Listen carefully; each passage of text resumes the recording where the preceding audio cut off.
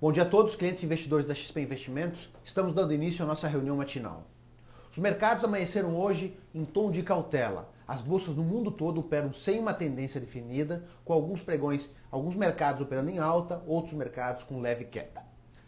O tom do dia é a preocupação que pairou no mercado sobre a extensão do pacote fiscal que o governo Obama está implementando. Ou seja, ele vai estender por mais 2 anos um corte de impostos, na verdade, para a população norte-americana, com o intuito de incentivar a economia norte-americana. Num primeiro momento, esse anúncio que foi divulgado ontem foi positivo para os mercados operaram num tom de otimismo com esse anúncio, porém, no final do dia de ontem, uma agência classificadora de risco colocou em questão a sustentabilidade desse plano, ou seja, será que isso no longo prazo será benéfico para a economia americana?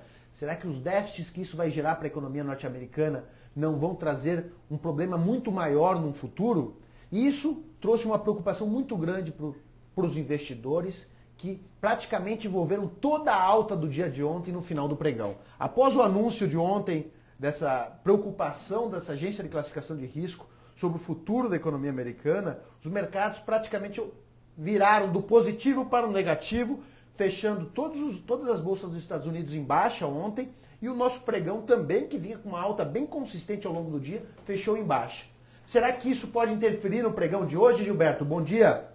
Bom dia, Rossano. Acho que o impacto foi muito mais forte ontem ainda, né? A gente viu o mercado desde meio-dia começando a cair, perdendo força, 1,5 de alta, 1,08, 0,7. E quando entrou o leilão de fechamento em Bovespa, estava em alta ainda de 0,2 e fechamos negativo em 0,31% ontem. Realmente os investidores bateram a mercado, se protegeram. A gente viu os contratos abertos do índice aumentando com posições vendidas dos locais, ou seja, um hedge local foi buscado nesse fechamento, mas pode ter até exagerado um pouquinho. A gente já viu os futuros aqui abrindo uma leve alta, buscando aí 300 pontos de ganho, mas fica aquele alerta. O que será que aconteceu? Será que ainda foi forte o suficiente para derrubar o mercado ou não? Em termos gráficos, a gente vê o mercado trabalhando, tentando retomar aquele canal de alta que a gente fala aqui diariamente, fazendo o famoso pullback. E ontem fez um candle que a gente chama aí de martelo invertido, ou seja, ele é um mercado que sobe, volta tudo e fecha mais abaixo que a abertura. Isso é um martelo invertido, é um candle de psicologia baixista. Ou seja, hoje se perdermos a mínima de ontem, o padrão de baixa será muito forte.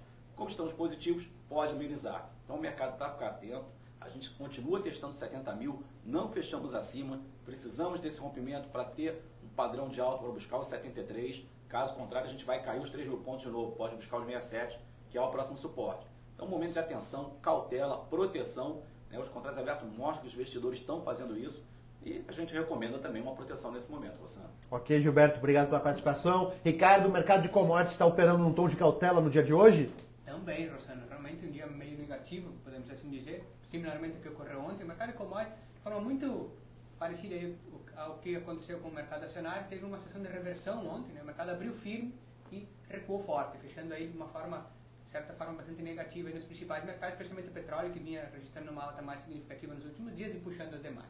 Além dessa preocupação com relação ao cenário norte-americano, que se intensificou um pouco mais ontem, o mercado ainda permanece com uma tônica mais cautelosa com relação à China. A China provavelmente deve elevar juros até o final do ano, então isso é um fator de cautela impactando especialmente o mercado de commodities. Também a própria crise na Europa ainda tem muitos fatores aí a serem definidos. Então essa percepção mais cautelosa em geral, isso deve manter o mercado de commodities ainda bastante volátil no curto prazo. Infelizmente o mercado não está sinalizando muito bem uma tendência aí nesse momento. Então, por enquanto, cautela, assim como nos mercados acionários, permanecemos aí com esse viés para o mercado de commodities neste momento. Ok, acho que está muito claro aí que tanto o mercado de commodities como o nosso mercado de ações, a tendência de curtíssimo prazo é de indefinição, a gente não consegue identificar aí o que pode acontecer nos próximos dias. Muito atento nesses momentos, qualquer momento o mercado pode sinalizar uma tendência e a gente tem que tomar decisão, ter uma atitude para aproveitar essa tendência quando for definida. William, comentário importante no mundo corporativo, bom dia. Bom dia, Rossano, bom dia a todos. É realmente um comentário que engloba as 3 áreas, tanto a parte gráfica e commodity. Enfim, uma notícia de ecodiesel, que a gente tem aí um call em aberto, né, Gil, na parte gráfica. Bom, a notícia é bastante positiva, tá? Para a ecodiesel foi uma associação com a Maeda, que é basicamente o que é a Maeda? É uma empresa de agribusiness, tá?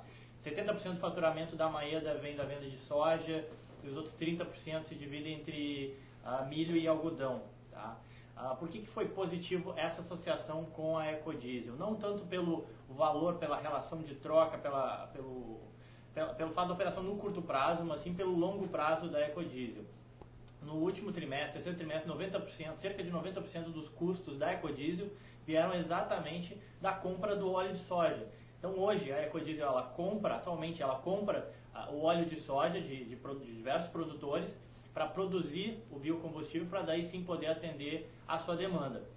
Com a integração com a Maeda, ela vai ter um ganho de sinergia muito grande no longo prazo, exatamente dessa verticalização da operação, ou seja, ela já tem dentro de casa, digamos assim, uma operação de soja.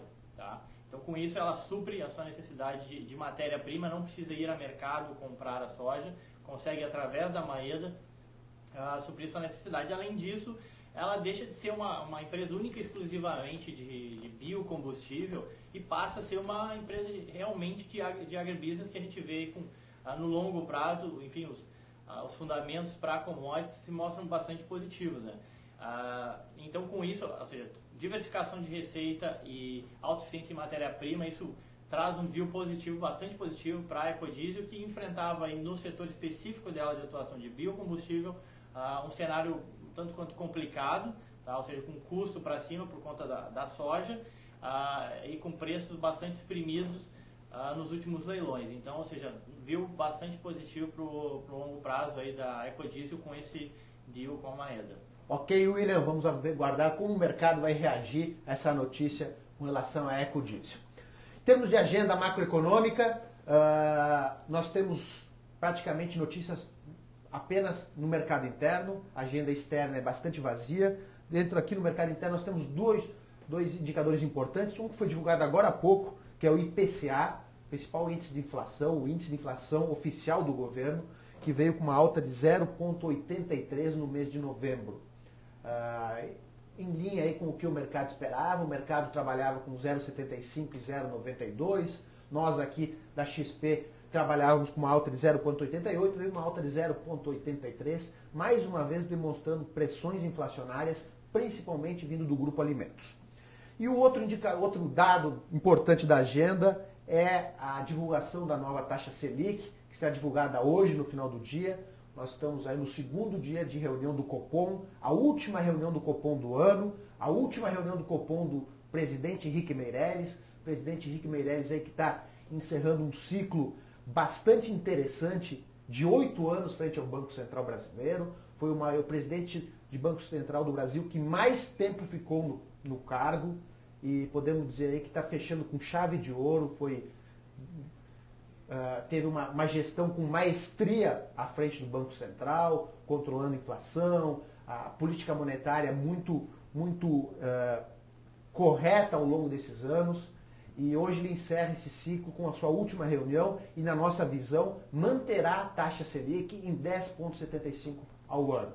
Obviamente que o mercado aguarda um comunicado juntamente à divulgação da taxa de juros, sempre sinalizando aí qual é os próximos passos do Comitê de Política Monetária nas próximas reuniões. Vai destacar que, na nossa visão, o Comitê de Política Monetária vai aumentar a taxa de juros na próxima reunião do comitê, que ocorre em janeiro, em 0,5 ponto percentual, e também um aumento de mais 0,5 ponto percentual na reunião de março, fechando 2011 com 11,75.